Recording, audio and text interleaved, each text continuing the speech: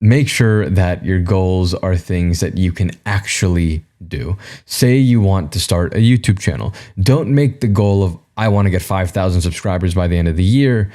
You can't actually do that. That's not a thing that you can do. It's not something you have control over per se. A better goal is, I want to make at least 2 quality videos per week. That's an actionable goal. That's a goal that you yourself can actually achieve with your power and just by doing something. It's you.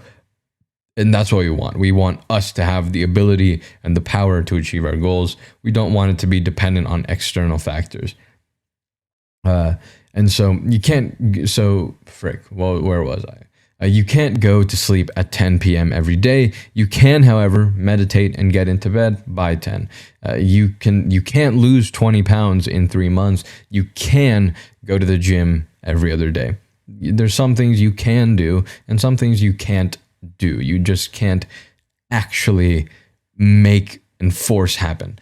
The next thing is that you should start slow. Maybe going to the gym every other day, if you haven't gone to the gym in maybe your entire life, is a bit too much. Let's try at least twice a week, maybe. And I'm not going to say to set your sights high, but set smaller goals, and then you can slowly grow. If you go to the gym twice a week for a month, maybe you can do 3 days now. Don't push too hard, but don't let yourself, and don't make yourself too uncomfortable, but also don't get too comfortable. There's this precarious balance that you have to keep, but I think you can do it, so I believe in you.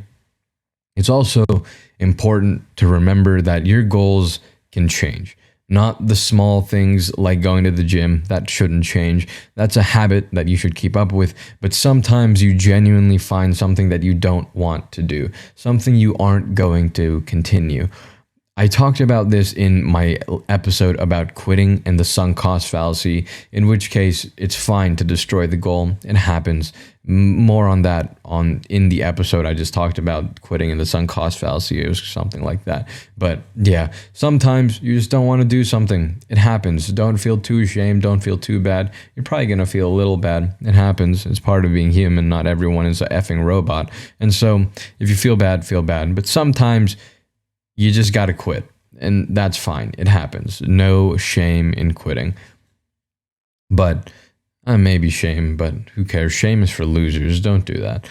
But yeah, the practical part of making these goals is writing them down. Get them out of your head.